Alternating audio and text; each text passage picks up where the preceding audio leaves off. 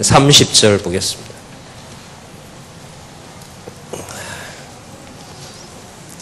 사도행전 17장 30절 보겠습니다.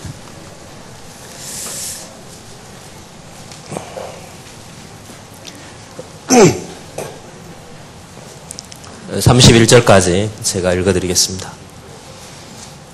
알지 못하던 시대에는 하나님께서 눈 감아 주셨으나 지금은 어디에서나 누구든지 회개하라고 사람들에게 명령하셨으니 이는 하나님께서 정하신 사람을 통하여 세상을 의로 심판하실 날을 정하시고 그분을 죽은 자들 가운데서 일으키시어 모든 이들에게 믿을 만한 증거를 주셨기 때문이다.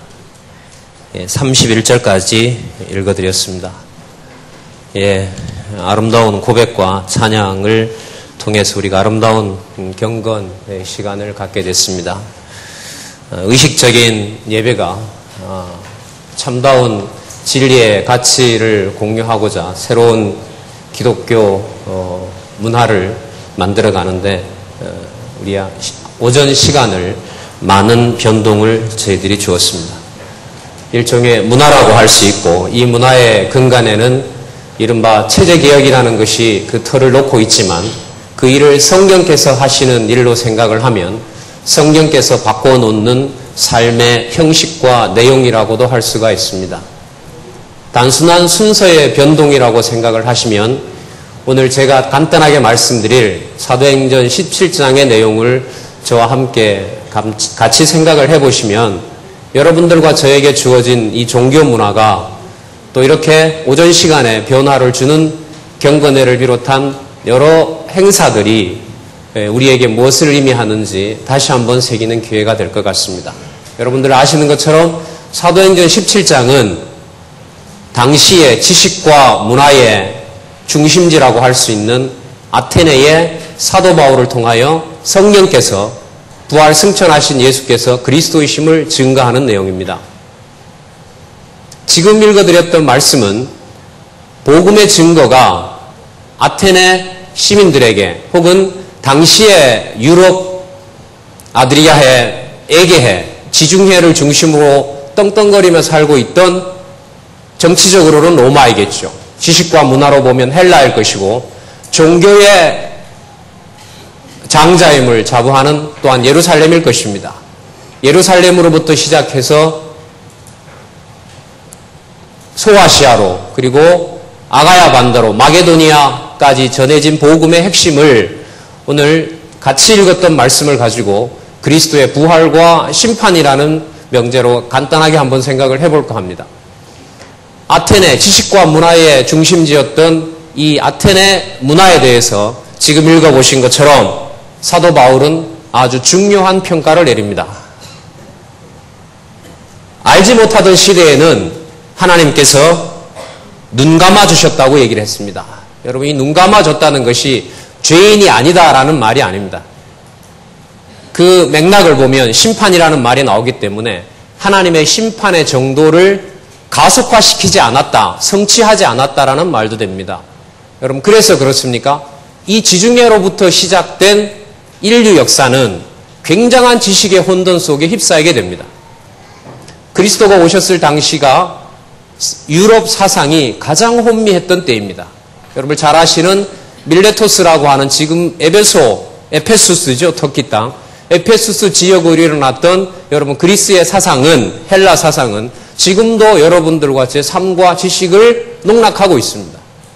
거기에 대해서 사도 바울은 그리스도의 부활과 심판을 전하면서 헬라 지역의 헬라의 지식과 문화에 대해서 하나님의 심판을 증거합니다. 잠시 말씀을 같이 보면은요. 지금은 어디에서나 누구든지 회개하라고 기회를 주셨다라고 얘기를 합니다. 여러분 당시 헬라 문화를 접한다는 것은 당대의 지식의 정답을 접하는 것과 같습니다. 그리고 헬라뿐만 아니라 여러분 잘 아시는 로마의 12구역은 세계의 모든 곳의 도로들이 로마 지역으로부터 관통하고 있습니다. 지식을 실어 나를 때는 아마 배를 타고 그리스 반도로 넘어가겠죠. 곳곳에 조공을 바치라고 할 때는 사도 바울도 들어갔던 아비아 가도를 통해서 아마 로마로 들어갔을 것입니다. 특히 지식과 문화의 이 헬라 지역에 모든 항구들에 도착하는 학자들과 지식인들의 욕구를 사도 바울은 여기서 단호하게 하나님의 심판의 날이라고 얘기를 하고 있습니다. 왜 당신들이 아레오바기타에 모여서 나와 지금 변론을 하고 있느냐? 이제까지 하나님께서는 미약하게나마 종교심을 두고 여러분들을 섭리를 하셨습니다. 그러나 이제부터는 아닙니다. 이제부터는 제 말을 듣고 부활하신 예수가, 해를 받으시고 죽으신 그 예수가 하나님의 아들로 또 참신으로 육신의 몸을 입고 이 세상에 인간으로 왔지만 절대로 인간처럼 죽지 않는 바로 하나님이라는 사실을 여러분들이 받아들이셔야 됩니다.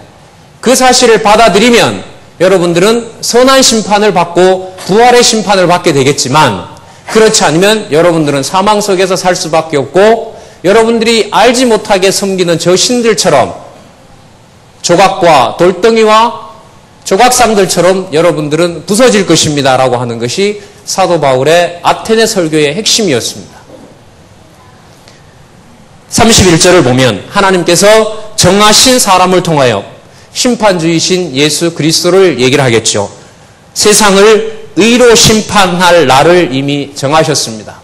그럼 의로 정했다라는 말은 어려운 말은 아닙니다. 우리가 익히 알고 있는 창세전 하나님 아버지와 그리스도, 독생자 그리스도의 언약을 생각하시면 됩니다. 따라서 사도 바울이 지금 얘기하는 심판은 내가 헬라 문화가 단순히 싫어서가 아니라 이미 창세전에 하나님께서 그리스도와 아버지와 관계 속에서 맺어놓은 영원한 심판에 따라서 그 심판을 여러분들에게 알려는 것입니다. 이제까지의 문화는, 이제까지 다신론의 문화는, 또 헬라인들의 그 잘난 논변은 지식처럼 보였지만 그것은 철저하게 허구였습니다. 여러분들이 누리고 있는 헬라의 이 자부하는 헬라의 문화도 그것도 우상이었고 하나님을 거역하는 것이었습니다.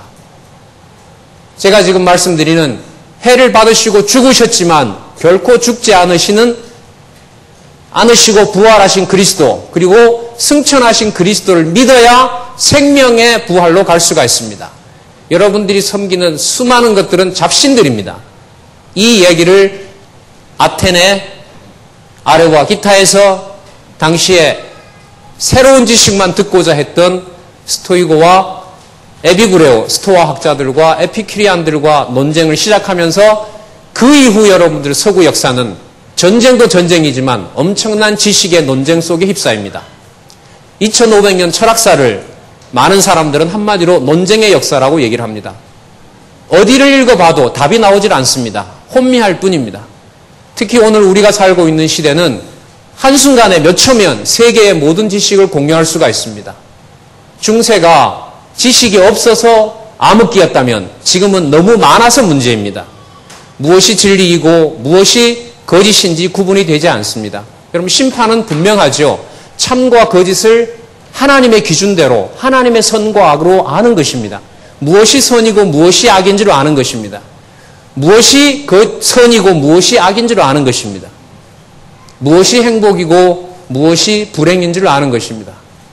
이것이 창세전에 이미 그리스도와 맺어놓았던 하나님의 영원한 언약 속에 하나님의 심판을 보여주고 있다는 것이 아테네 잘난 문화인들에게, 지식인들에게 던져진 바로 바울의 그리스도를 통한 하나님의 심판이었습니다. 한국교회 부패를 개혁해야 되고 고쳐야 된다고들 모두들 알리드립니다. 여러분, 어쩌면 이것은 하나님의 심판 가운데 하나님의 작정하신 뜻대로 내버려둔 겁니다. 중요한 것은 개혁을 말을 하고 뜯어고치자고 하는 사람들의 기준 속에 얼마나 하나님 기준의 선과 악이 선명한가가 문제입니다. 여기에는 여러분들과 저 역시도 예외가 될 수 없습니다.